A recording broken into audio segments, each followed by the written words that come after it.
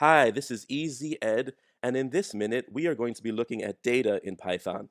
The whole point of using Python is to take information in one form or another and do something with it. Transform it, organize it, manipulate it, and send it back.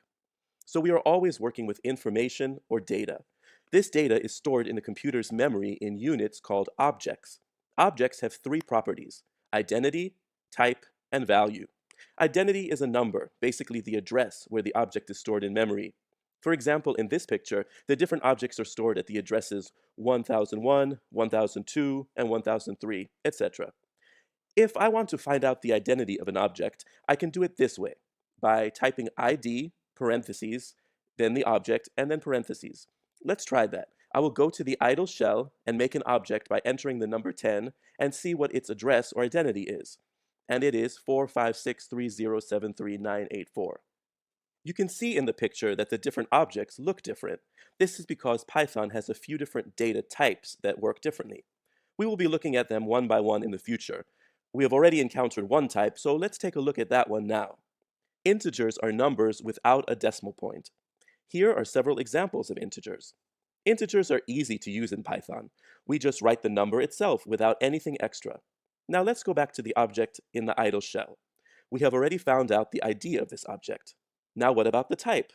Well, we already know it's an integer because it is a number without a decimal point, but I want to make sure. I can do it this way. Type, parentheses, then the object, and then parentheses.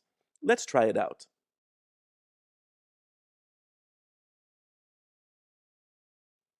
It says class int. Int, int, means integer. I said before that objects have three properties: identity, type, and value. What is the value of this object? Well, to find that out, all I have to do is type it in and press enter, and Python shows me the value. Let's try it out. Python says the value of this object is 10. Now you should be able to find out the ID of an object by using ID parentheses, find out the type of an object by using type parentheses, and find out the value of an object by typing the object in the shell and pressing enter. All right, that's all for now, and I will see you in the next minute where we will be talking about another data type, the float. Bye for now.